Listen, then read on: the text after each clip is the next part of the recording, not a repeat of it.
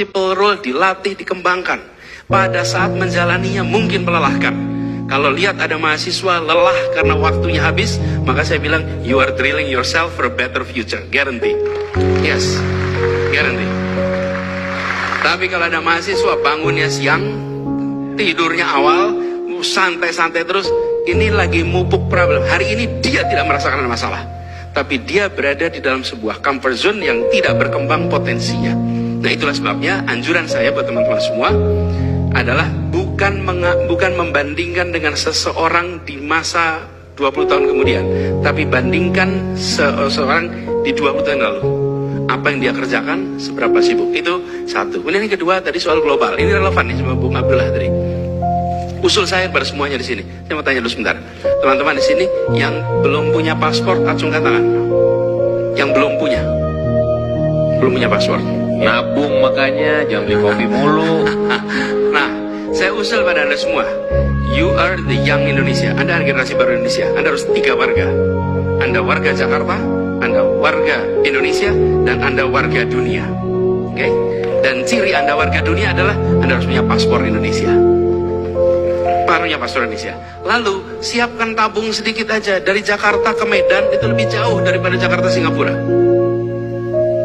Buat punya paspor, siapkan paspor. Begitu libur, Anda, ini bukan untuk liburan jalan-jalan seperti anjuran Bang Sandi, bukan. Lihat ke sana untuk benchmark. Anda lihat untuk belajar. Kenapa di sana begini? Kenapa di sana begitu? Ini memunculkan kesadaran tentang bagaimana kita menjadi warga dunia. Dan itu tadi saya sampaikan ketika saya bicara di awal tadi. You need to be, Anda harus menjadi generasi abad 21 yang menjadi tuan rumah di negeri sendiri, tapi juga nanti bisa menjadi tamu mempesona di negeri orang. Ketika Anda kerja di sana, Anda hebat, kelasnya dunia gitu. Nah, itu teman-teman didapat dengan perspektif kita dari muda global. Saya bersyukur saya pribadi, karena pada waktu SMA saya mendapatkan kesempatan mengikuti sebuah program pertukaran pelajar. Dan ketika pertukaran pelajar, saya dari Jogja, bukan di Jakarta, saya dari Jogja. Bahasa Inggrisnya terbatas sekali. Ketika berangkat, di situ saya mengalami, kalau disebut benturan budaya, culture shock gitu.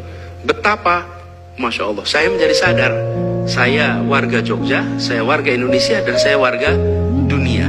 Sehingga ketika kita berbicara tentang kinerja, levelnya pikirkan dunia.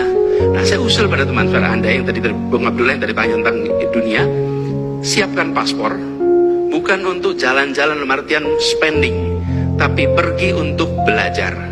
Lihat bagaimana sebuah operasi sebuah negara, bagaimana kehidupannya, dan yang tidak kalah penting begini, ini pengalaman saya. Kalau kita mau lihat bentuk gedung ini, teman, dari dalam rumahnya, dari dalam ruangan kita nggak tahu bentuknya. Saya dari dalam rumah saya tidak tahu bentuk rumah saya. Tapi begitu saya keluar dari rumah saya, maka saya akan tahu bentuk rumah yang saya miliki. Oke? Itulah pergi keluar. Ketika Anda pergi keluar, Anda mendadak lebih paham tentang Indonesia, lebih mengerti tentang Indonesia. Dan kecintaan pada Indonesia tidak akan pernah luntur dengan hitungan kilometer dari tanah air kita. Nggak pernah. Jadi saya usul teman-teman persis pandangan ini, bahwa kita akan masuk di era itu, dan Indonesia adalah pemain global. Jadi saya usul pada teman-teman muda, miliki paspor, lalu nabung tentu saja, lihat dunia, kembali ke Indonesia, bawa perspektif yang baru. Ini perspektif itu bermanfaat sekali ketika kemarin mengelola Jakarta. Ketika mengelola Jakarta, benchmarknya Jakarta menjadi kota global dunia. Kota global dunia, apapun itu referensinya kota global dunia. Jadi kita bawanya ke arah sana. Nah, saya juga ingin komentar sedikit nih Bung Abdullah soal Tidore. Teman-teman semua, di Tidore itu ada sebuah desa namanya Indonesiana. Itu sebuah desa diberi nama oleh Bung Karno. Kebetulan saya sempat beberapa kali ke kawasan itu. Tidore, kami ada kegiatan Indonesia Mengajar di Pulau Bacan. Pulau Bacan itu Halmahera Selatan. Masyarakat di sana itu memiliki keterbukaan yang luar biasa. Dan ini barangkali PR juga buat kita semua. Sempatkan untuk mengunjungi Indonesia. Ketika ada waktu libur, datangi tempat-tempat yang tidak biasa didatangi. Lakukan itu, kita akan tahu tentang Indonesia kita lebih baik.